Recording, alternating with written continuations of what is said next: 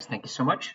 We are continuing with my Blu-ray collection. Now, this will be the last video of the Blu-rays, but not the last video in the series. Ooh, very mysterious. So, this is going to be a longer one because usually I do two sort of shelves at a time. This will be like two to three, through 2.5. So, let's just get right into it. We're starting off with the banger. The Sting. I'm trying to convince my girlfriend to watch this, but she thinks it looks old and boring. This movie is awesome. What's that, sweetheart? That's what I thought. This movie is awesome. Paul Newman is awesome. Robert Redford is awesome. As I've said before, I have a bias towards con men movies and poker movies. This combines the two, and I don't own this just because of that. It's not like this is a bad movie and I only liked it because I'm biased. No, this is a great movie, and it's a classic. You must watch this. I think Michael Scott references this. Oh, this is a stinger. This is a stinger. That's what he's referencing. The Sting. Watch this. Uh, Robert Redford plays a young con man, and then Paul Newman plays a experienced older con man who is just super cool and smooth and really badass. And they get into trouble. And then the guy from Jaws what's his name? Oh, I can't remember. The guy from Jaws, not Richard Dreyfuss. The guy who does the monologue where you can barely understand a word he's saying. He plays the villain, and this is just great. It's fun. It's well directed. The music, I guarantee you, when you listen to this, you're gonna be like, "Oh, that's where that comes from." It might not even be where that comes from, but yeah, you got to watch The Sting. The Sting is the best. Next, Sunset Boulevard. This is a good movie. I watched this in film class, either like freshman year, sophomore year of college, or high school. I remember liking it. I haven't watched it since. I remember liking the symbolism, but this was good. I don't have too much to say just because I haven't seen it in a while. But you know, as far as watching, if you're new into film appreciation, and if you want to watch some older films, black and white, just to kind of get them under your belt, um, this isn't a bad place to go. I would always start with 12 Angry Men. I guess that's a spoiler, but this isn't bad. I should rewatch it, honestly. Okay, this movie might leave my collection soon. This one might go. Sunshine. Um, what I'm about to say to you, I promise you are my own original thoughts. I know Quentin Tarantino has said almost word for word what I'm about to say. I don't care. Even when I was 17 or 18 and couldn't formulate my own thought on a film, I had my own thoughts on this film. This is a solid movie. It's about a bunch of very gifted, the world's best scientists or whatever, starring Cillian Murphy, Captain America, and some other guys. And so what they do is they take the mother of all hydrogen bombs, nuclear bombs, whatever the biggest bomb you could think of, put it to the 20th power. They're going to go up to the sun, and that's dying. The sun is dying, so they're going to try to reheat it to save the world. And they're all expected to die in this mission, of course, because if you're going to blow up the sun, it's going to blow you up too. Now, it's funny. This gets described as a smart movie, and I understand why it's described that way because it kind of is. What they mean by that is there's a lot of talking in it. It doesn't rely too heavy on action, and it is at times kind of smart. Like, okay, this is kind of cool. But they also make some really stupid decisions. For example, Chris Evans in this movie, he's probably the dumbest of the group, but that's not saying all that much. And Cillian Murphy, he's like the star. Now, for whatever reason, Chris Evans is like kind of mad or envious of Cillian Murphy. So someone has to go do some suicidal, incredibly difficult mission to help save the world. And they need a volunteer. And Chris Evans goes, "I'll volunteer. I'll volunteer Cillian." And you're just like, well, there's only one Einstein. We probably shouldn't be sacrificing him. Now, let's get to the point. Why is this? That's kind of annoying. That's not that big of a deal, though, right? Why am I probably going to get rid of this soon? I have never seen a film commit suicide like this movie. This movie was cool. It was interesting. If it was a dumb, smart movie in a way, like kind of like I just explained, let's just say they introduce a story element, a shocking, I guess, twist, if you want to call it that. It is so bad, and it just cheapens this movie so much. And I remember thinking, like, why? Why? Like when you watch Birdman, right? When I watch Birdman the entire time, or Whiplash or something, was just like, it was as if the film was walking a tightrope, and I was like, okay, just keep your balance, just keep going. You could be perfect. And Sunshine wasn't that good, but it was like on this balance. Like, okay, like just okay, you fell a little bit, but you're back on the thing. And then it just went, okay, it backflipped off and broke its neck. It's terrible. What's up next? Super bad. Um, okay, this is a classic. You got to have super bad. I don't trust people who don't like to laugh. Now, this isn't to say you have to like this movie necessarily, but if you don't like some dumb things, come on, man. I like Gebser. I like talking about rationalism. I like talking about these sort of big ideas, and I think it's fun, and I think it's great. As my girlfriend will attest, I also laugh at some incredibly stupid stuff, and this is one of them. What's there to say? I mean, this is one of the few movies I thought Seth Rogen was actually pretty good in. Jonah Hill I mean, everyone's good in this. The McLovin is hilarious. It's classic. It's one of the last really great comedies that we've seen. Unfortunately, a combination of I do think political correctness is a big reason why this something like this wouldn't be made. I don't think it's probably the only reason, but we'll see. Hopefully, a comedy will make a comeback. My lord. Okay, this next one. Ooh, this next one's heavy. Now, if you know anything about me, or excuse me, if you know anything about my content outside of my movie videos, I just recently talked about the soul. So the soul is real. The soul is inside you. It is a real thing. It has two poles, the life pole and the death pole, and it's constantly in movement through and in between these two poles. The death pole, which we're going to be, I'll be doing a video later this week, kind of putting this all together. But this is a film that perfectly represents the death pole of the soul. All the darkness, all the negation of life, of good, the depression, the despair, the nihilism, that's here. This is Charlie Kaufman's Synecdoche. I believe it's spelled Synecdoche, but it's pronounced Synecdoche off the play of the New York town. I don't want to call it it's not a borough, it's Schenectady, I believe it is. This is so good. I love this movie so much. It's super depressing, and I don't watch it rewatch it that much for that reason. Um, that's why I think adaptation is my favorite of Charlie Kaufman's, but I think this is his best. So this follows Caden, I believe, or Cadence, and this is just about he's a playwright. I don't even know how to describe this movie. It's about everything and nothing at the same time. It's about just sort of his life, which becomes how do I even describe it? It's about his. It's a very philosophical film, but not actually. My girlfriend and I just watched the movie Love and Death by Woody Allen. I don't think Woody Allen's a good person. Yada yada yada. Whatever. But in that movie, they were getting into these like kind of highbrow philosophical discussions. It was kind of funny, right? But in this, they're not really doing that, but it is philosophical nonetheless. It forces you to think about nihilism, absurdism, and postmodernity. This is a postmodern film, my friend. As much as I like to rip on the postmodernists, in art, it can be okay just because the stakes are so much lower. I mean, if you fail at art, so what? It's not that big of a deal. But this movie is awesome. This movie is surreal.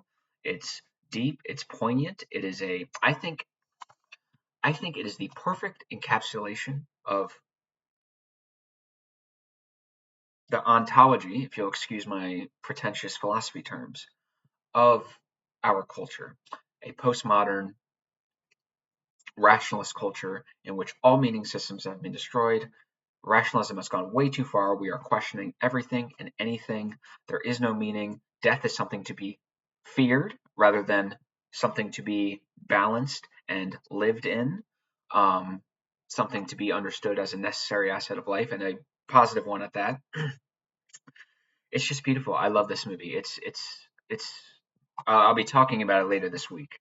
But man, this movie's awesome. It's so good. Everyone's good in it. Philip Seymour Hoffman, I miss him. R.I.P. Um, Samantha Morton's really good. Michelle Williams is good. Catherine Keener is good. Her character is a complete B word. I don't want to swear on here. What's next? Okay, so this is the duality of man here. We got Synecdoche, New York, which is in my top 20. And then we got Talladega Nights. Very deep, depressing film versus a fun, uplifting comedy. So actually, I don't want to sound pretentious here.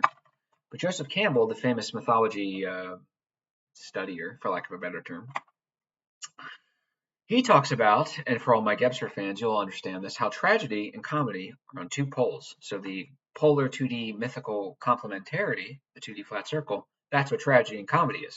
So he says you cannot have one without the other. Tragedy is, what do you say, catharsis and something else. Um, it balances the two principles of this world, good and evil, right?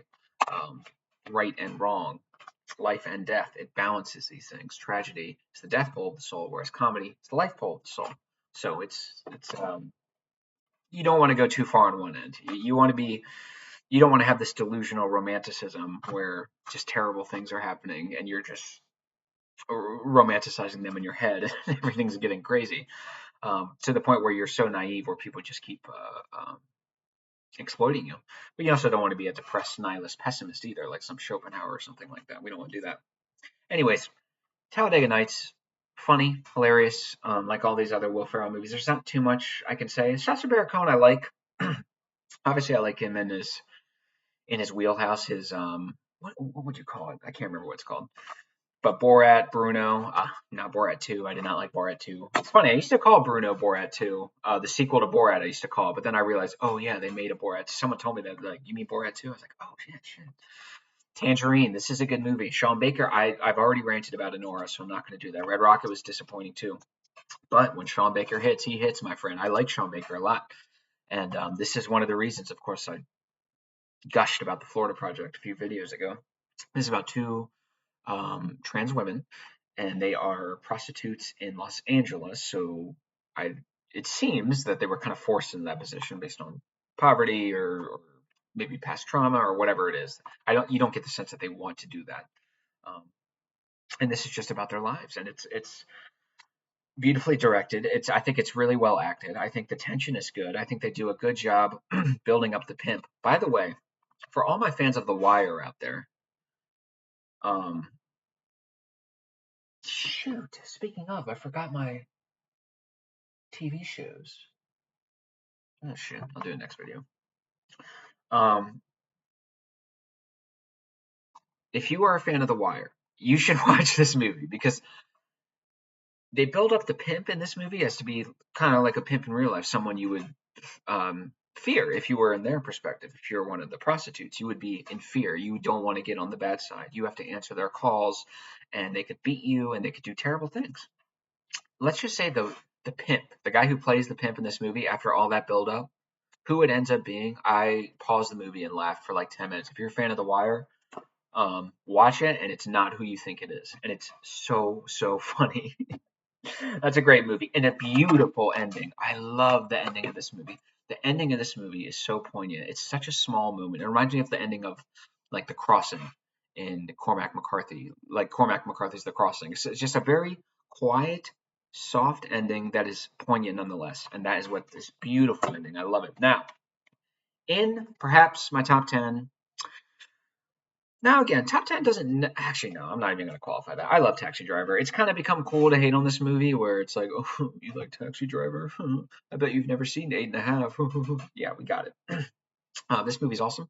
This movie actually, when I'm feeling down, I used to watch this. I remember watching this like 4 times in a week when I was feeling down. It's not like I would cry or anything, or even feel bad watching it. I was just like, yeah. That's when I was in my individualist rationalist phase. Um, yeah, I almost there's almost not much to be said about. I love this movie. I don't care what anyone says. Some people like to make fun of this movie. The snobs like to sneer at it. This is a great movie. I'm sorry. Robert De Niro, one of my favorite performances. I love Harvey Keitel. He's ridiculous in this. Jodie Foster's really good in this. It's dark. It's gritty. It's grimy. I love the music. Sometimes I remember. Sometimes if it's raining out and the mood and the aesthetics are like, I'll just play it. Why not? Um, it's great. I love everything about it. It's kind of slow, but I like that. It builds things. It's a great character study. I like how it's dirty and dark, and it's just not this kind of clean PC crap. No, it's. I love this movie. It's probably my favorite Scorsese movie. I think it's. Do I think it's his best? Yeah, either that or Raging Bull. It probably goes for me. Ooh, in terms of favorites, it'd probably go Taxi Driver, Wolf of Wall Street, though I don't think that would be the best. Raging Bull, Goodfellas, or maybe Goodfellas, Raging Bull. I don't know. I'd have to think about it. Irishman was good, but with time, it was a little disappointing. Ted, this movie's good. I should give this a rewatch. This might go. This might go soon. I remember thinking it was okay. We'll see.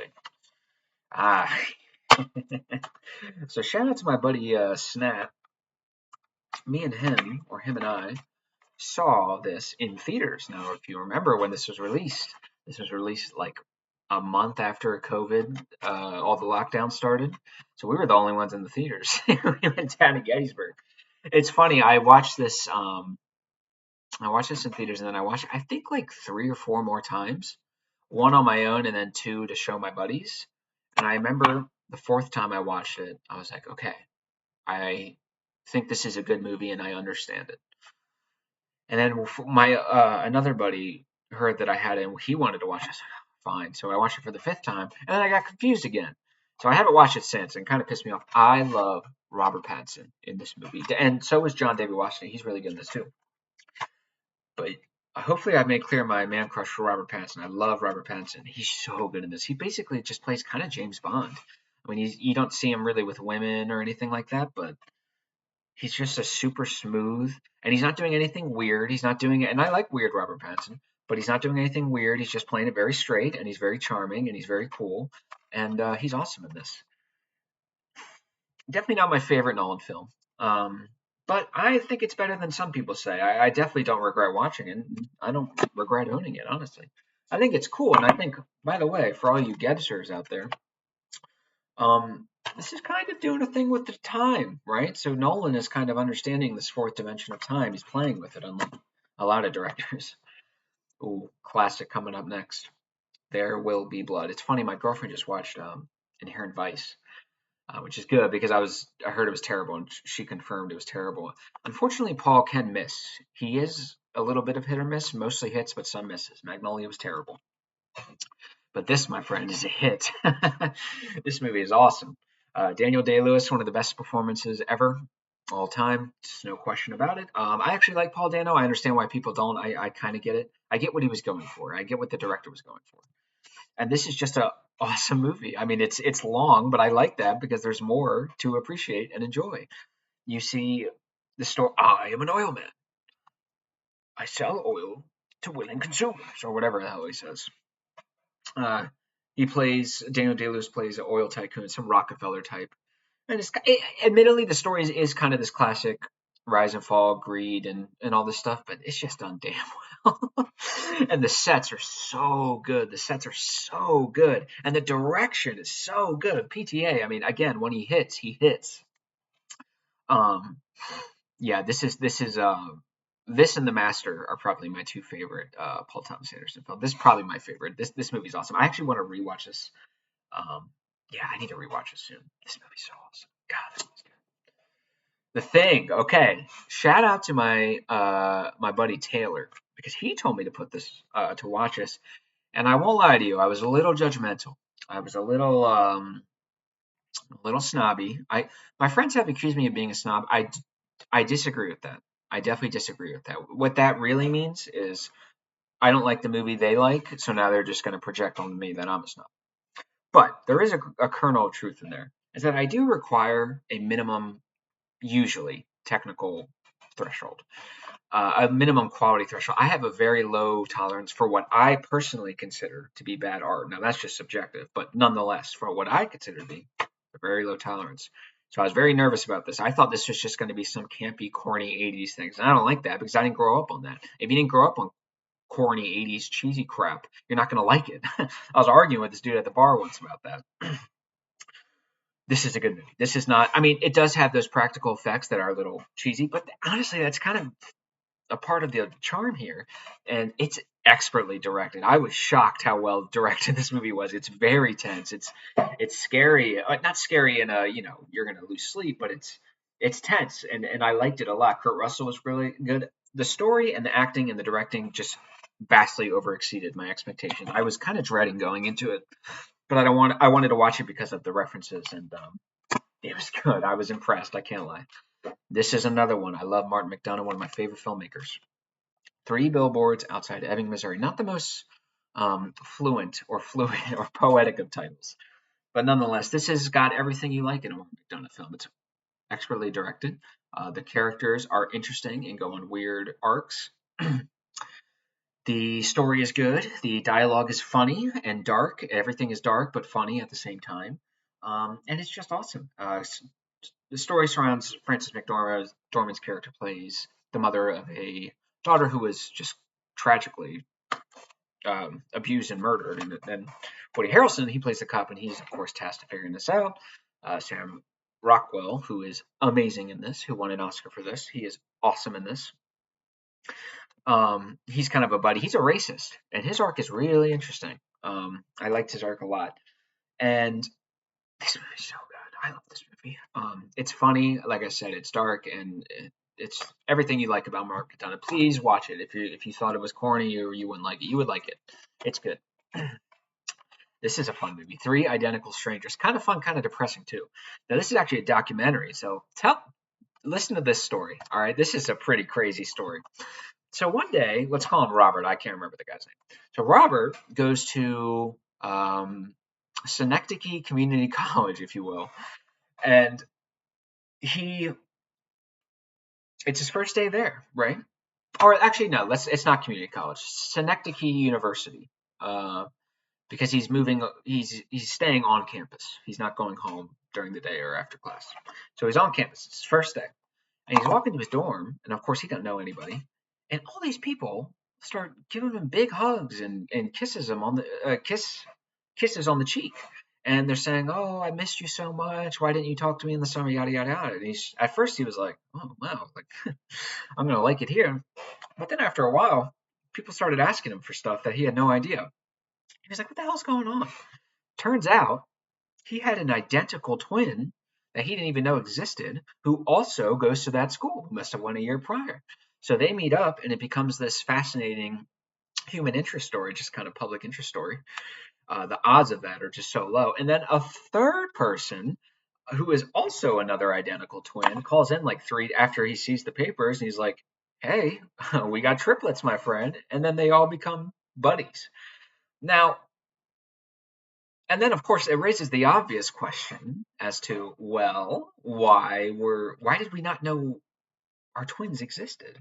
And it follows, it sort of investigates that, and it actually gets a little dark. So this is a really great documentary. I think you guys would enjoy it. It's very interesting. Now, the problem with this documentary is they try to do, and I don't want to make this Gebser, but they are rationalists, and I really do mean that. So one of the interesting things it tries to bring up is nature versus nurture, because each person kind of goes in their own separate way, some more tragic than others. And they try to posit like, okay, well, is it nature or is it nurture? It's both, okay? They do a whole montage of these guys having the exact same mannerisms, liking the exact same favorite color, liking all this, liking all that, even down to like their favorite movie and stuff. Like it was super weird stuff that could only come from nature. And then they also point out all this good stuff for nurture. So it's like, why don't we stop taking one or the other and just say, yeah, both are important? I know it's not as neat as you want it, but Tombstone, this is a good movie. It's a bit of an overrated movie. It's a little long. I like Val Kilmer, R.I.P. in this as much as the next guy, and I like Kurt Russell. It's definitely better than that. What's the name? Kevin Costner Wyatt Earp movie, whatever that was. But it's good. It's some of you guys say it's the best movie of the '90s. That's just no. I'm surprised God hasn't struck you down for saying something like that. It's a good movie. Relax, people. This is an underrated movie. Top 5. This is a funny movie. This is directed and written by Chris Rock, and I think probably a lot of it's improv too, just because you have a bunch of comedians. But Chris Rock, he's kind of doing the, a self-insert kind of thing that a lot of these guys do. And he plays a comedian who is very talented, very rich. He needs some purpose, some meaning, but he's also got an alcohol problem. And he's sober now, and he's not as funny. And then Rosario Dawson plays an interviewer from Rolling Stone, and she follows him, and then they're antagonists, and then they grow to like each other. but not in a corny romantic way. This is a good movie. This is a funny movie. More important than anything, it's a funny movie. If you're a comedy, you can have bad script errors or mistakes, and it's okay as long as you're funny. Now, this is a good movie, The Town. Probably Ben Affleck's best directed film. I adore Jeremy Renner in this film. He is so good in this movie. I think this is easily his best performance. Blake Lively was good. She's barely in it. John Hamm was good. He's usually good and stuff. But yeah, it's good. It's a little by the books, and it's well directed. It's well executed. It's kind of like Argo. It's a good movie and it's fun, but we're not reinventing the wheel here. I think I'd prefer it to Argo though. All right. Okay. Besides Bruno and Borat, this is my favorite comedy. I think of all time. I love Tropic Thunder. I loved it since I watched it when I was 14, and I've loved it ever since. This movie is absolutely hilarious. Made me have a new respect for Ben Stiller. I'm not the biggest Ben Stiller fan, but he actually directed this film, so that's pretty impressive. Robert Downey Jr. This might be my favorite Robert Downey Jr. performance. You have to understand. More power to you, but I'm not super into the Marvel stuff. And I know he's good in that, but he's kind of just playing himself. Like, who cares? He's funny in this. Jack Black is great in this. Ben Stiller is really good. Matthew McConaughey is hilarious in this. Tom Cruise is hilarious. I almost don't want to talk about it so much just because it's so iconic. Um, God, me and my buddies used to quote this so much. I had a babysitter, and he used to quote this to me, and that's how I got onto it. I was like, "What is he talking about?" And I watched it. I was like, yes. The Truman Show. This is a classic. This is a classic. One of Jim Carrey's better films. I wish he would do more good stuff, but he's a weirdo. He's a weirdo. But yeah, I mean, this is a lot of, I mean, the cliche, but I'll say it anyways. It's about surveillance. It's about kind of the self and who you are. It's about your existence in relation to being watched in relation to other people. At what point does intrusion? At what point do we start to draw a line and say, okay, I don't think we have to watch the guy eating breakfast and using the bathroom after. That's probably a little too far. And messing with people, but it's a good movie, and it's clever. You know, it's a very clever film, and I very much enjoy it. True Grit. This is interesting because I remember enjoying it, but I don't remember anything from it. I remember that Haley Steinfeld in this might just be the best child actress performance I've ever seen. Like up there with Tatum O'Neal. Like she's giving real Coen Brothers dialogue here. We're not talking, just my nephew, he's 11. He's not going to be speaking like this. He's going to speak like a normal 11-year-old. She's given like real difficult dialogue, and she is killing it. I remember that she was incredible in this movie. I was blown away by how good she was. But the rest, that should go for a rewatch. Training Day. I might give this one up. It's not that it's bad by any means, but is it that good? It's a little corny. Denzel's really good. Of course, Denzel's very good in this. Ethan Hawke's fine in this.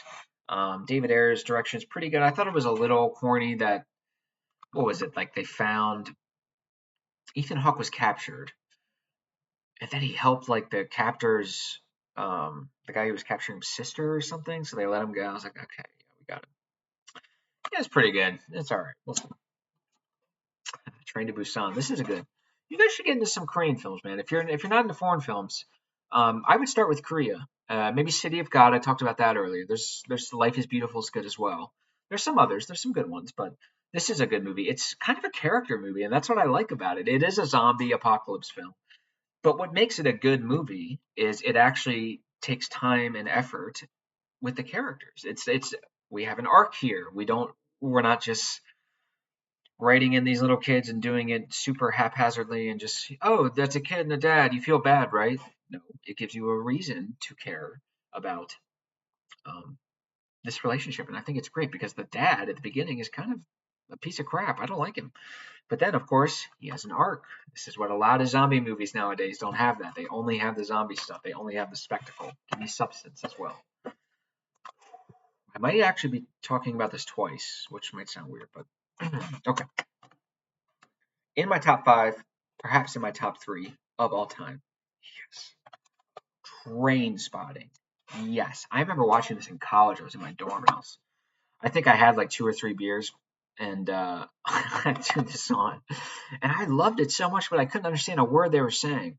So the next night, I wanted to rewatch it again, and it hit me like the genius I am. Oh, how about you turn the subtitles on, Justin? No, that's a good idea. Real Einstein we have here. And then my roommate was like, "Oh, I saw you. Are you watching this thing?" I was like, "Yeah, I couldn't understand what they were saying." So we watched it, and I just fell in love with this movie. I adore this movie. I think it's borderline perfect. I really do. Some people complain about the third act. I don't. I don't. Doesn't bother me. I love everything about this movie. This is about heroin addicts in Scotland, right? It's got to be, and Edinburgh, wherever the hell that is. Ewan McGregor is so good in this movie. He is so excellent. If you watch this and then you watch him in Obi-Wan, you're like, you are a good actor, my friend. Johnny Lee Miller is good. Robert Carlyle is good. There are so many iconic scenes, whether it's the iconic monologue about you want the TV, the fancy car, all that stuff, the mocking of the materialist, replacement of the soul and all this great stuff. Whether it's the baby and what happens with baby Dawn, whether it's the withdrawal scenes and the detox in his room, whether it's the toilet scene, the worst toilet in Scotland, whether it's Begsby's fighting people, whether it's um, them robbing the old folks' home, whether it's Sick Boy's Theory of Life, which, by the way, every single day that has gone on since I've seen this movie for the first time, it's only entrenched. His theory of life is very simple. One day, you have it, and then the next, you don't. So one day, Damien Chazelle makes Whiplash, La La Land, and First Man. And the next day, he makes Babylon.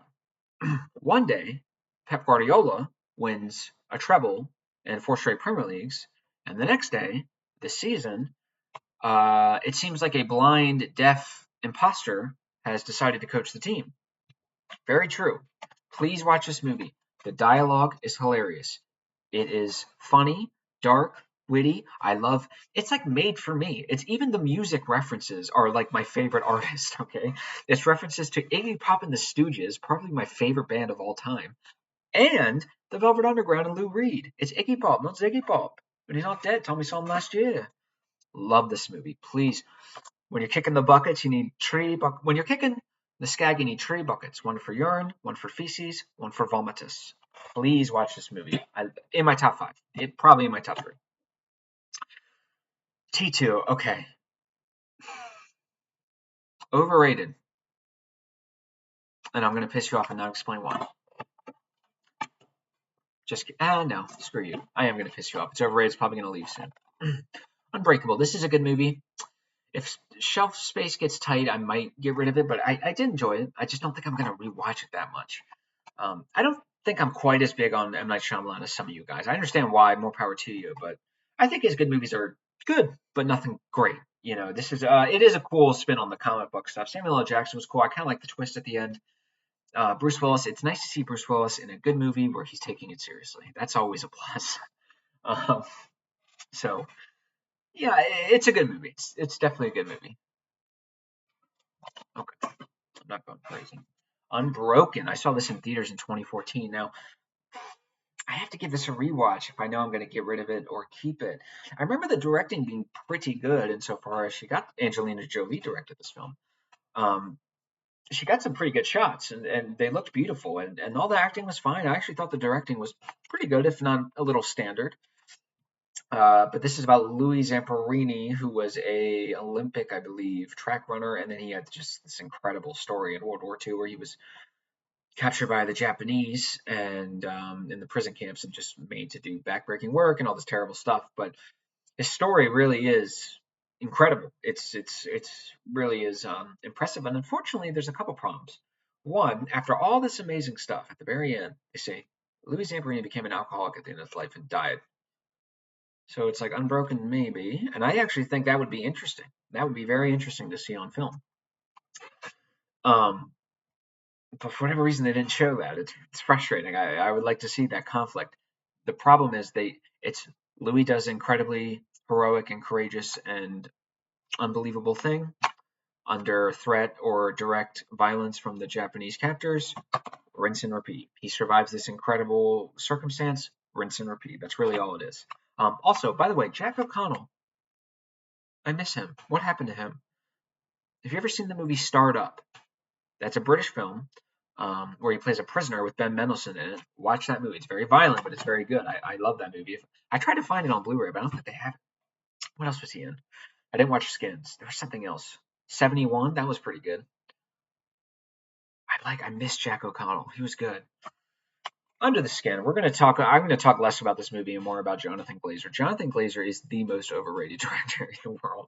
Now, I actually enjoy this movie, but it's not perfect by any means.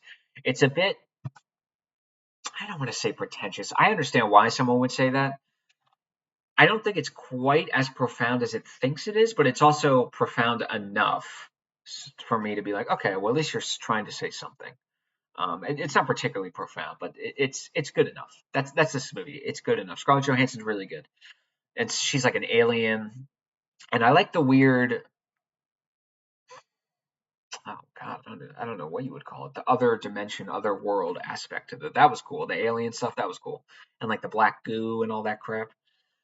But there's actually a really powerful scene with a crying child, which I thought was very powerful, and I thought that was a good job. Now, Jonathan Glazer, Sexy Beast is so unbelievably overrated.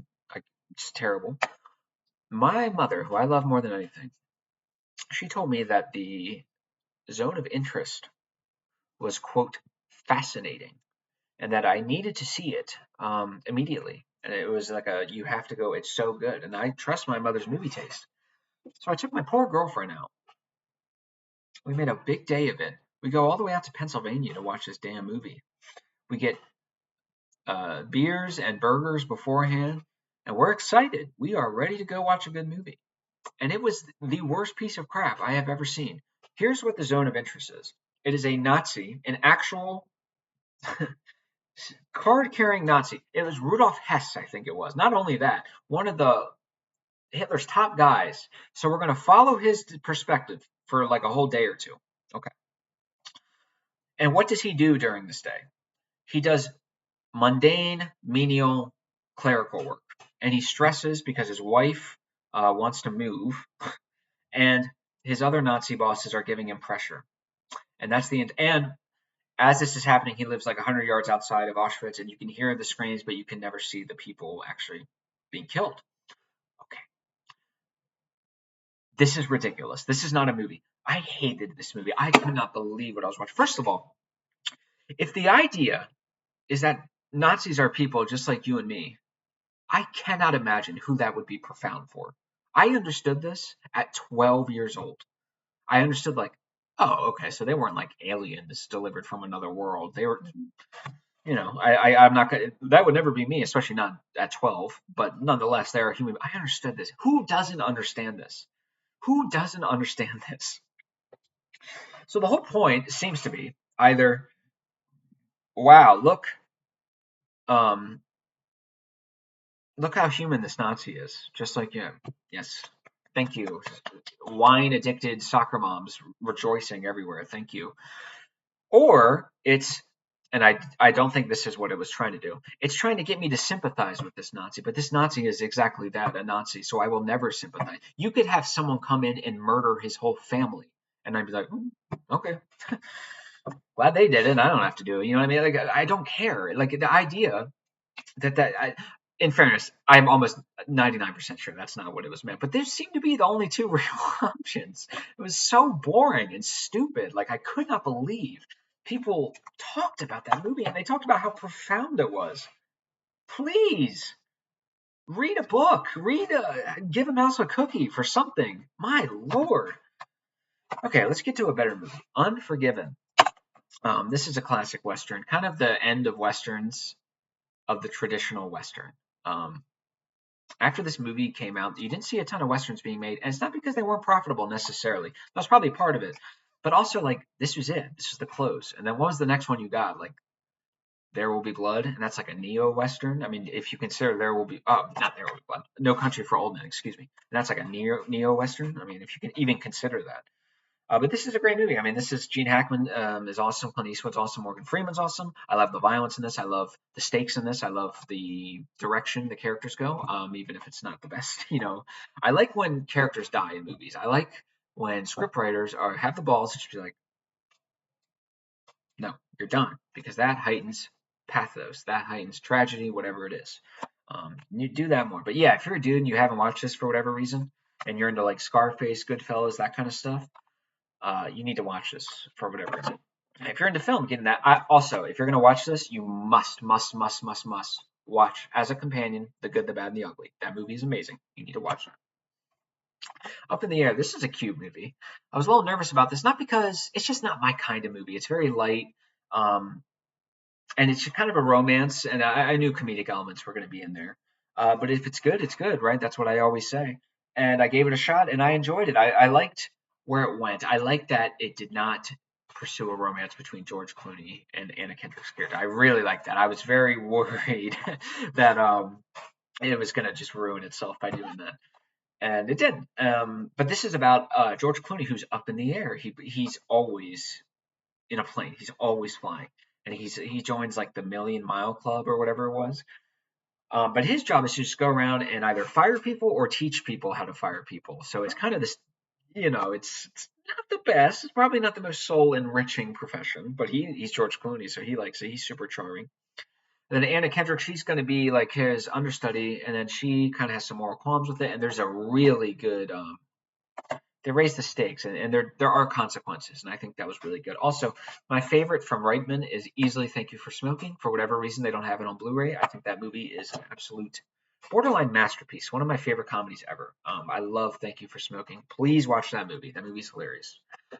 Usual Suspects. This could go for a rewatch. Um, I haven't watched in a while, but I remember liking it as much as the next time. Kevin Spacey's really good in this. All the acting's good in this. I like the twist at the time. I thought it was like kind of silly, but then I was like, no, it's cool. It's a movie. You know what I mean? And what else? What else? What else? Yeah, I mean, there's not too much to say that hasn't been said about this movie already. The twist is great. I like Benicio del Toro in this. Bryan Singer, complete scumbag. Probably should be in jail. I don't. Is he in jail? I don't know. He should be in jail, but he did direct a good movie. I have no problem separating art from the artist. Vacation. I was nervous about this. Again, I, I don't love the 80s stuff. It's just aesthetically, there are always exceptions. These are professionals making art. There will always be exceptions. Nonetheless, the 80s is not my thing, but Vacation is very funny. Vacation Christmas was okay. Nowhere near good enough for me to buy it, but Vacation was very funny. What do you think, kids? You're seeing all this plight? Chevy Chase is very good in this. I heard he's kind of a jerk in real life, but eh, everyone loves Vacation. I was impressed. I was a little nervous going in, but it won it won me over. This is a good movie. The Verdict. This is a very good. This is what I was talking about with Sidney Lumet. Okay, this was Sidney. When I figured out Sidney Lumet directed this, the dude is just insane. He went on a run that doesn't get talked about enough. Like people talk about Scorsese, people talk about De Palma, people talk about Nolan and all these other guys, Tarantino, but they never mention Lumet. I mean, this is the guy who directed all those guys I just mentioned. Their favorite movie is 12 Angry Men, and that's Sidney Lumet. And then he also did Network and this and Serpico and all this great stuff and Dog Day Afternoon. You have to appreciate it. But this is good. Paul Newman plays a. It was funny. I was getting my car.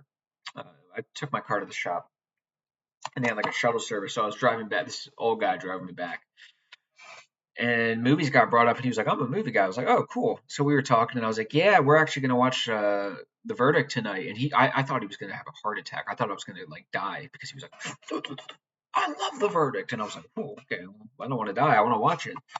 Um, Paul Newman's really good in this. He plays an alcoholic lawyer who is down bad, and he has to represent. I think it has to be a murder case. Oh, and the prosecutor, Jack Concannon. I mean, my lord, talk about a snooty British guy. Perfect casting. Perfect casting. The only thing that's a little weird about this movie, let's just say it does a really good job of making you think it's going one way, and then it goes another way, and you do sort of wonder, like, what did the jury think, like, with the evidence that they were told to only deal with, how did they come to that conclusion? That's like my one criticism of this. Walk Hard. This, I almost want to keep this just because it mocks all those terrible musical biopics. It, it mocked them 20 years ago. That's how stale this is. That's how stale these tropes are. But this is a funny movie. I haven't watched in a while. I remember Jenna Fisher. It was nice to see her in something other than The Office. I love John C. Riley. He can do drama. He can do comedy. I think he's pretty underrated, actually. And Tim Meadows was pretty funny. And yeah, it's a solid movie. It could go for a rewatch. Wall Street. This was a good movie. It's We're not reinventing the wheel. This might sound, actually, I'm not going to say it. That might be mean. Let's just say I don't understand why people thought, why Charlie Sheen and what's his name, Michael Douglas, if I can remember correctly, they kind of had like a lovers quarrel with Daryl Hannah. I'm not entirely sure why. You could get someone way better than that. But greed is good. I love capitalism, baby. It is better than all your ridiculous, trash, irrational, utopian economic systems. Listen, people, if you want to critique capitalism, that is not enough. You pointing out a bunch of flaws in capitalism means nothing because we live in a world of scarcity, which means we live in a world of trade offs. So, unless you can offer something better, we're going to go with the best we have because we live in the real world, not some utopia in your head. War for the Planet of the Apes, a good movie, but also kind of disappointing. They make just weird decisions in the script. One of the apes gives a flower to the girl, which is like a sign of their, appreciation. It's love and it's a kind thing. It's a kind gesture. And then the ape dies like 10 minutes later, so they didn't even give it time to really pay off. And she gives you think, oh, she's going to give the flower back to the ape and they're going to tie it into a bow. But she gives it to another ape, not even the one. Also, do we really need to introduce little girls, generally speaking, unless they are very talkative and upbeat, are not interesting cinema. This silent, mute little girl, I don't care. Why is she in this film? I'm sure the kid is a sweet kid. The actress did a good job. That's not what this is. But, oh man, like it's just such a slowdown. But the opening 40 minutes, the first act of this movie is perfect. I remember just watching this in theater thinking, this is going to be my favorite movie of the year. This is my favorite trilogy of all time if this can keep it up. It does kind of wobble a little bit, but overall, it's definitely a solid movie and definitely a solid trilogy. Warrior. I watched this movie for the first time probably in like 2012. This came out in 2011, and I was obsessed with this movie. This is the movie that started my OG man crush. It's now Robert Pattinson. It was Tom Hardy. Everything Tom Hardy did until Venom, for the most part, besides like that one terrible Chris Pine Reese Witherspoon comedy, was like gold, and he was gold in it. But then Venom came, and I was like, all right, we're done. And two estranged brothers reeling from tragedy. One was in the military, he's got all these problems. The other is a school teacher, he has financial problems, wife is sick or whatever. They fight in this sort of UFC, MMA competition, and whoever wins gets $1,000,000. But it's a character thing. And if you're a dude, you must watch this movie. Every dude loves this movie. Your dad likes this movie. And if he doesn't, he just hasn't seen it yet. You must watch this movie. This is a really good movie. It's a sports film and it's kind of hits those tropes, but hey, it's done well. You guys love Rudy, so why not? Wayne's World is funny. I like what's his name? The villain in this, Rob something. He's very good in this. I don't know. Rob Lowe, that's what it is. Oh, that I must have rhymed myself into a realization there. This is a good movie. I never have been the biggest fan of Dana Carvey, but okay. But Mike Myers, he's hit or miss. Sometimes he could do Wayne's World, the other times he could do Love Guru. But Love Guru is just a masterpiece. So. Wedding Crashers is funny. I need to rewatch it. But I remember I watched it. I was at my brother's or maybe my buddies had it on. I was watching it for like 35 minutes. I was like, yeah, this is pretty funny. This is good. Cliche, but we need more comedies like this. Need more comedies like this. I love Rachel McAdams. Vince Vaughn can be funny. He's another hit or miss. A lot of these comedy guys are hit or miss. This is the film that started it all. This might technically be my favorite film of all time, though it might not be the best film I've ever seen. Why is it my favorite? Because when I saw this movie in theaters, I had a numinous experience.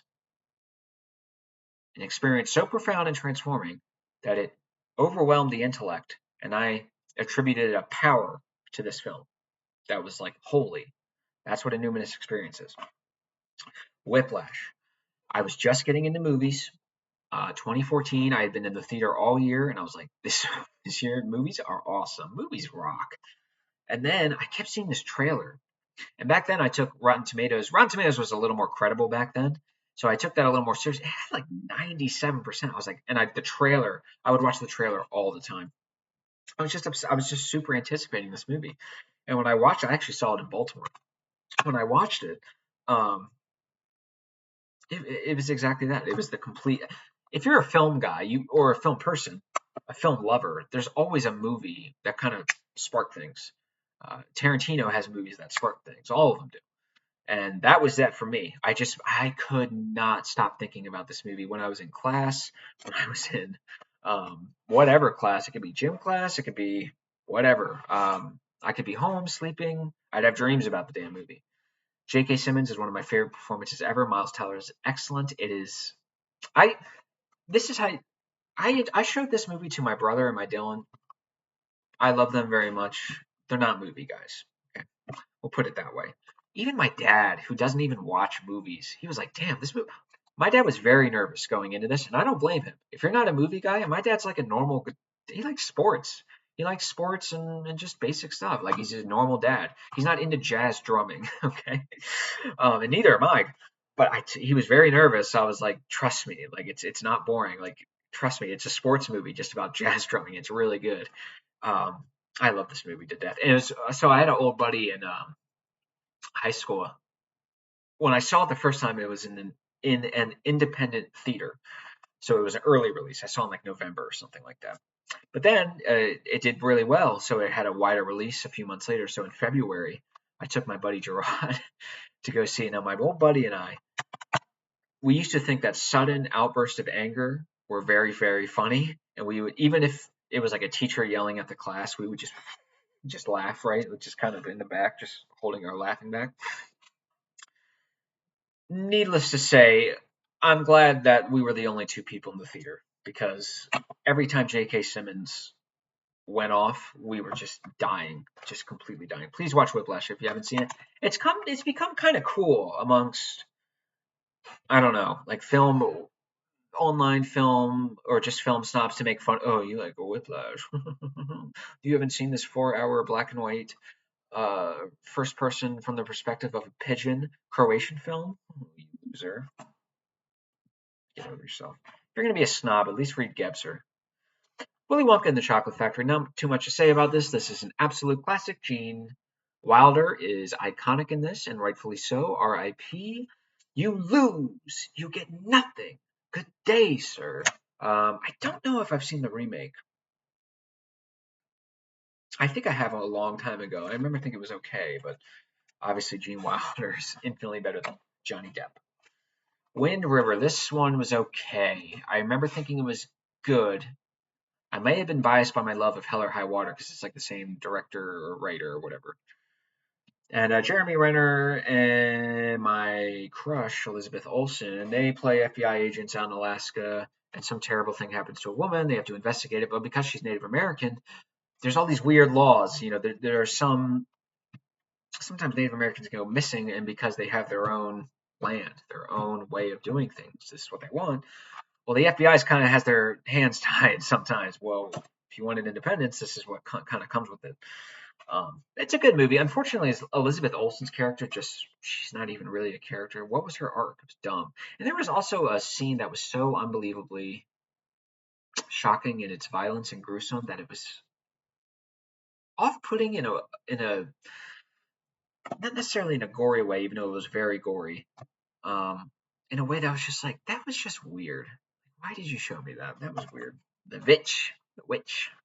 I don't care if it's. I guess I should put this in the bitch, but or the V's, I should say. But Robert Eggers, excellent. One of his best, not his best. Lighthouse is his best. Between this and Nosferatu, though, I could give this a rewatch because that'd be interesting to pick between. I think they're both better than Northland. But yeah, this is an awesome movie. It's a really great horror movie. All the art design is great. The sets are amazing. Anya Taylor-Joy is great. I love all the acting. The acting is awesome. The dialect, the Old English is really cool. It's about it's fun. It's magic consciousness structure stuff, witches and demons, and it's beautifully directed, expertly. It really is just you really do feel like you're back in 17th century or whatever it is. It's unbelievable. Anya Taylor-Joy is really good. Okay, with Nail and I, this is a good movie. I paid too much money for this movie, but it is good. Now, the only problem with this movie, so this is a two kind of drunk or they almost look like junky punk rockers in Britain. It's like a cult classic. It's a very low budget, kind of silly. It's a comedy. But they go stay at Uncle Monty's house because for some reason they need a place to stay or they want to party or something. And they're just they're just screw ups and they're shooting dope or doing whatever it is they're doing. And the only problem with this movie, it is funny enough, but the tension is just Uncle Monty is gay and wants to hook up with them, and they don't want to do that. And that's kind of the whole tension of the movie. It's like, okay, you can always just tell him to screw off, but okay. Wolf of Wall Street, not too much that can be said that hasn't been said already. DiCaprio is amazing. It's long.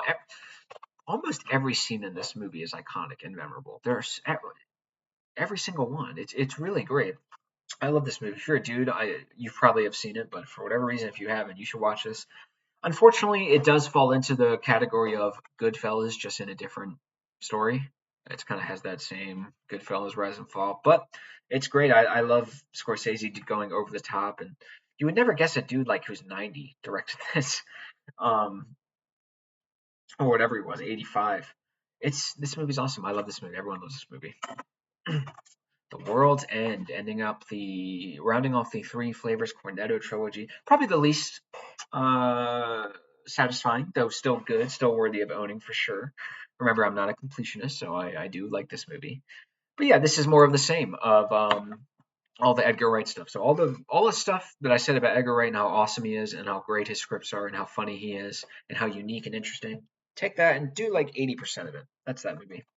I love this movie. We're not reinventing the wheel. Where it's a little simple, maybe simple to a fault. But The Wrestler, Mickey Rourke. I haven't seen him in much, but this is easily his best performance in my opinion. This is a story about Randy the Ram. Marissa Tomei, I love. I have a big crush on Marissa Tomei. She's great in this. Just a broken man who's just got problems. He's got issues to deal with, and he's a retired, or not retired, just an older wrestler. He used to be. They kind of built him up as a Hulk Hogan type, but not quite that big. He lives in a trailer park, and he has a strange daughter. It's kind of one of those kind of movies, but it is good. And I will warn you, you don't get a ton of WWE wrestling stuff in here, but when you do, it's pretty violent. I was impressed. Zodiac. It's become cool to hate on this movie. I don't know why. Okay, it's not David Fincher's best movie. Okay, it's still really good. It's still awesome. It's it's just I don't understand why people rip on this all of a sudden. It's what everything you want in a David Fincher you get. It's expertly directed. The writing is sharp and quick. Great cast, great acting, and fun, tense story. It's just about Zodiac. I mean, if for whatever reason you haven't seen this, you should. This movie is awesome. Even if you're not like a big movie guy, I think you would enjoy this. This almost seems like not a crowd pleaser in the sense of it'll make you feel good, but I think I did show this to my dad. He was like, yeah, that was pretty good. And if that's again, my dad's just like an average guy. He doesn't really he has other interests outside of film. So if he liked it, then that's a seal of approval to me. This is great, and I love the guy who plays Arthur Lee Allen. He's in a lot of other stuff, but he's so good in this movie. Definitely watch this movie. In the basement scene, most most homes in California don't have a basement. I do. Zombieland, fun movie, great comedy. Need more of this. I love Emma Stone. Jesse Eisenberg is good. He kind of plays the same character and everything. Woody Harrelson is good, and the little girl who is this, Abigail Breslin, she was good too. Fun movie. Don't ask me about Zombieland 2 because I haven't seen Zombieland 2 because that looks trash. 310 to Yuma was a good movie. Kind of like True Grit. I remember enjoying it, but I don't remember anything about it. I remember this. if shelf space gets too light, this might go on the chopping block, but it won't be too soon. But Russell Crowe, this is good. It's actually a remake of an older film. It's a western. I if the westerns that I've raved about earlier, I would recommend if you're getting into westerns, Good, Bad, the Ugly, even if it's full of dollars, and then Unforgiven. I'd start with those, and then maybe work into this. But this is good. It's solid. It's solid. It's a little overrated. 10 Cloverfield Lane. So I heard it. It was funny. I remember watching that movie, and I was actually with my ex at the time. And once it ended, I looked at her and I said, "I'm willing to bet money that this was just a normal film that had nothing to do with Cloverfield, and they just slapped the name on it just to get it into production." And she was like, "Yeah, maybe." And then like a year later, I read an article, and that's exactly what happened because that is how this movie feels. But I enjoyed this movie. I really like this movie. John Goodman is awesome. The Cloverfield stuff, I didn't love Cloverfield. It wasn't bad by any means. I liked it was good for what it was, but it's just not for me. This movie is awesome. It's a what's the word? It's almost like a home invasion film. It's a kidnapping film. It's a tension. It's a thriller. John Goodman is the nice fat John Goodman guy until he's not until the people he invites into his house become captors or captives. Good movie. It might rest or die. It might live or die based on the ending. Excuse me, I'm kind of running out of steam here. We'll see. This could go for a rewatch, but overall, I enjoyed it. I definitely enjoyed it more than 10 Cloverfield Lane, or 10 Cloverfield Lane. Definitely more than Cloverfield. 12 Monkeys. This is a good movie. This is a really weird, fun movie. Terry Gilliam. I like Terry Gilliam a lot. This is a cool sci-fi movie. I'm pretty sure I got the song Blueberry Hill by Fats Domino. Got that from this movie. That's a great song. Listen to that song. But this is a sci-fi kind of time travel. I can't remember the exact plot of it. Bruce Willis is sent back in time to save the human race from a deadly virus that has forced mankind into dark underground communities in the future. There you go. This is if you've ever seen clips of Brad Pitt being all zany and his eyes are crossed and he's in a mental hospital, that's this. You definitely got to watch this movie. This is a really fun movie. It's a great movie. It's interesting. It's well paced. The story is really good. It's it kind of brings up some philosophical issues. It's well acted and it's just unique. You don't see a ton of movies like this. It's a very good movie. I should rewatch it some more. All right, let me move these over real quick. Okay. Oh, heavy one coming up next. 12 Years a Slave. This is a beautiful movie. It's very dark, very harrowing. It's a very serious film. It's about a very serious topic, but some of these other movies are as well. I love Chiwetel Ejiofor. He is so good in this movie, and Michael Fassbender is so good in this movie. This is what I'm talking about with Shame when Michael Fassbender was on like a real run there for a little bit. He was so good in this. He's such a dick in this movie. Sarah Paulson is really, really good in this movie. She is just like, I do not want to. I don't want to be with you. Brad Pitt's good in this movie, but he just feels like the white savior a little bit. It's like, okay, we got it. But this movie has an all-star cast. Everyone's great. There's scenes in this movie that will just imprint themselves into your mind.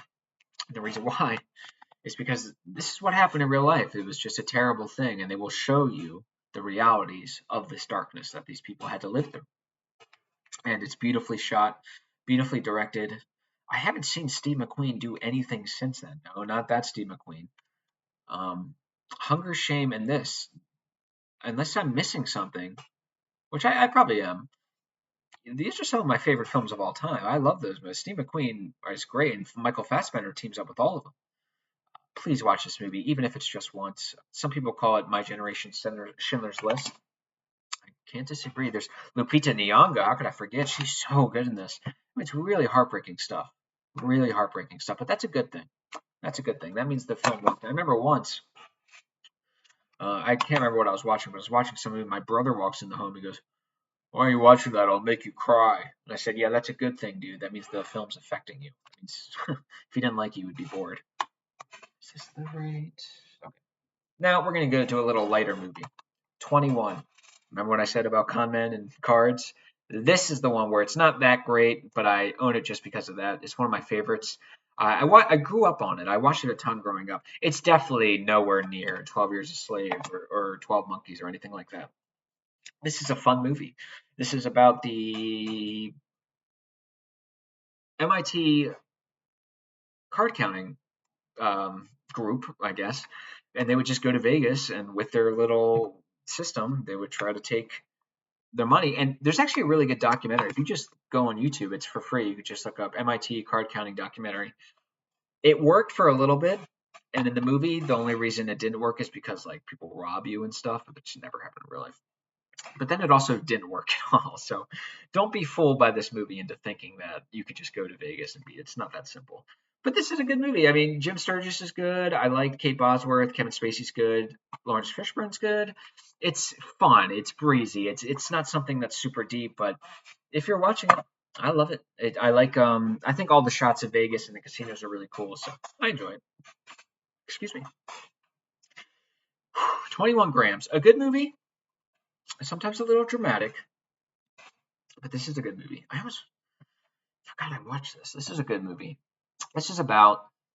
It's one of those movies where it follows like 4 or 5 different characters and how their lives intersect, and it always switches between the point of view and all that stuff.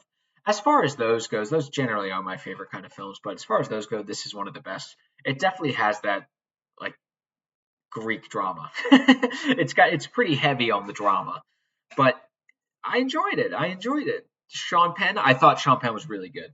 Sean Penn was actually pretty restrained in this. Naomi Watts, as much as I like her, I think she was a little over the top at times. She was giving it her all. It's not like she showed up and wasn't bothering, and I do appreciate that. But she was a little much sometimes. Like just bring it not all the way, just bring it a little bit down. Okay, you can still go there, but relax. That was a good movie. I can't remember like the main plot. I know it revolves around a transplant, like a heart transplant. Oh, and yeah, Benicio del Toro is really good in this too. I don't want to say too much about the plot because it's interesting, but yeah, give this a shot. Especially it's Iñárritu. If you like Birdman and The Revenant, I would give this one a shot. 28 Days Later. This is a good movie. I didn't love it. It's a good movie, not a great movie. What I like about this movie is that it doesn't just show that the zombies are the ones to be feared if a zombie apocalypse were to happen. The humans would also be worthy of fear. The humans, not the zombies, but the humans would kill you. They would exploit you. They would exploit your children. This is why civilization is important, people. This is why you don't just tear things up because you are feeling resentful or whatever. This is a good movie. You can pay me to see the sequel they're coming out with soon. It's probably going to be trash. I like Naomi Harris in this. I like Cillian Murphy in this. Definitely no Train Spotting. Same director. It's not even close, but solid movie. I didn't love it as much as some of you guys. This movie's hilarious. 40-Year-Old Virgin.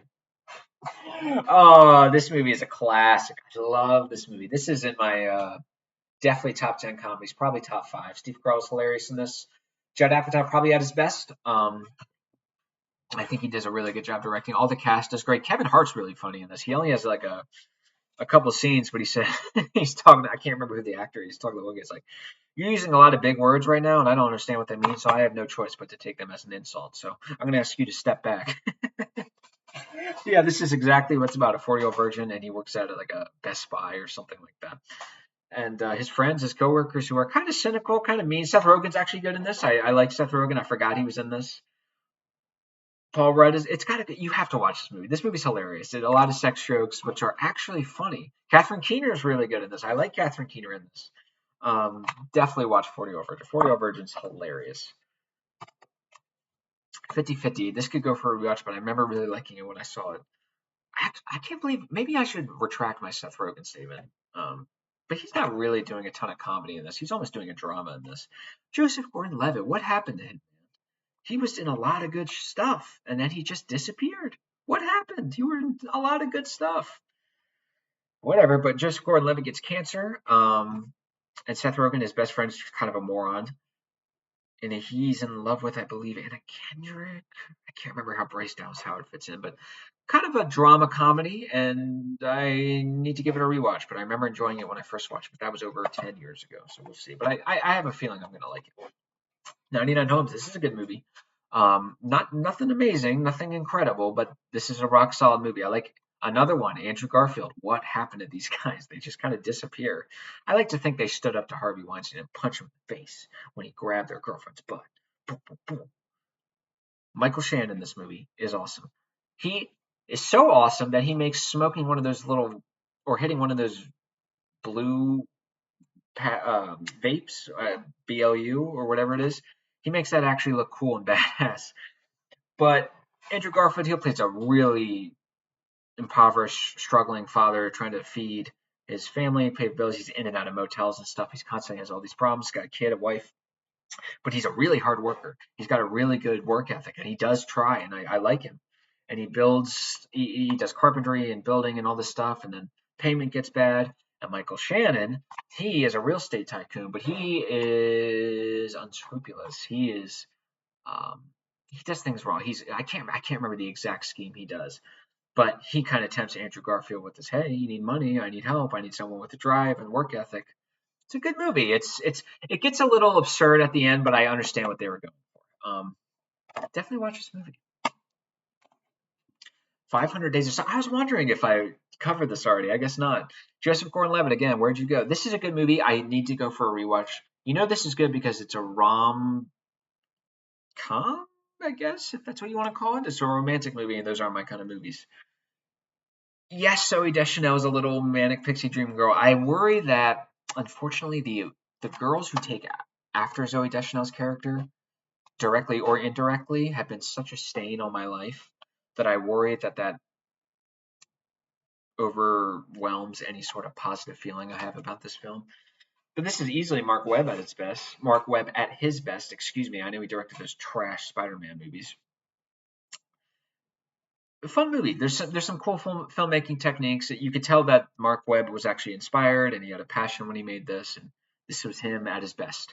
And I like the sort of expectation reality. There's some stuff in here, and it's good. It could go for a rewatch. What's next? 1917, a little overrated. I remember when this movie came out in theaters. I saw it in theaters, and it was good, but it was just overhyped. And the problem with this movie is I had already seen Birdman, my friend. So this whole one take thing, the spectacle had already worn off. Now Birdman offers me an amazing film besides that, and quite frankly, it's better at the one take shot than this film is. But this is a good movie. It's about World War I, and it's exactly that. One of those tracking shots. There's not supposed to be any cuts in the movie. Of course there are, but they're just edited. And if you know what you're looking for, you can easily find it. Okay, it's actually pretty simple. But simply put, this guy has to carry a message, a very important message that could save thousands of lives to another general at another place, and he needs to get there ASAP. And of course, he has to overcome baddies on the way. Good movie, beautiful. It is beautifully shot, and it does look good. And the camera's good. It's not bad. It's just not quite as good as some of you guys were saying. Ooh, ooh. I thought you thought I didn't have these films. You thought I was a snob. Actually, this might make me a snob. 2001, A Space Odyssey, which might be my favorite Stanley Kubrick film. Clockwork Orange and The Shining. 2001 is awesome. Now, the problem with Hal is he does not have a nothing principle within him.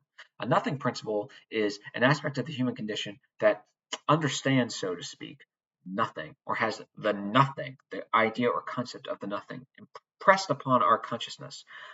Hal does not have that. So the Hal 5000, that's the problem he makes. He doesn't understand the void of nothing, and he decides to freaking, I don't know what you would call it, mastermind all these guys. I love 2001. 2001's awesome. I don't feel a ton of desire to rewatch it, but it's great. I love 2001. A Clockwork Orange I enjoyed. I remember not loving, but I did like it. And then The Shining is awesome. I love The Shining. Even when I was in my horror phase, The Shining kind of scared me, but I remember it's so well directed. It's just so good that you have to watch it anyways. But 2001 is probably my favorite Kubrick film. We'll get to his other ones later on. And Doctor Strangelove. Did I talk about? Oh yeah, I already talked about that. But, okay, so now we have box sets. Some of you guys thought I was a snob and I'd be going, but we'll get there. We'll get there. That's next. First, we have Alfred Hitchcock. So we have Psycho, which I already talked about. The Birds, solid. Not amazing. I'm glad I watched it. Solid. Definitely not my favorite Hitchcock film. Vertigo, definitely not my favorite Hitchcock film. Not bad by any means, but I couldn't believe that we were redoing the entire film. I understand what it was going for. I get it. I understand what it was going for. But as a film watching experience. It just wasn't that exciting, except for the acting was really good. And the dialogue, all that stuff's great. The the direction in all of this is great. I mean, it's Hitchcock's best. We all know it's going to be good. But Vertigo wasn't my favorite. I know some of you guys love that. Rear Window was awesome. I love Rear Window. Super tense, super simple. Just rock solid filmmaking. Everything about it.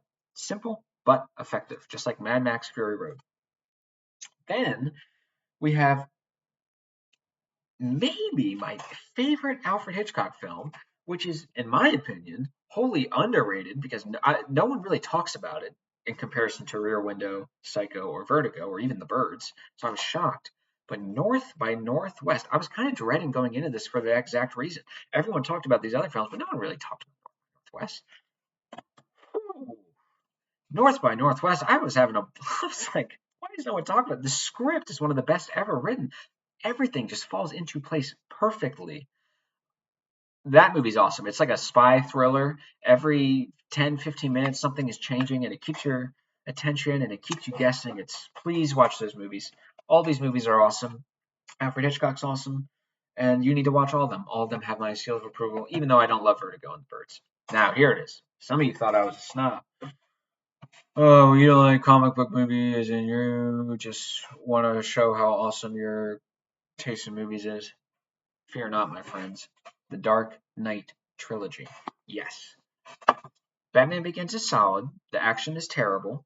I'm really glad Christopher Nolan improved as it went on. But definitely solid. Batman Begins is better than 85% of the comic book movies we've gotten in the past 10 years.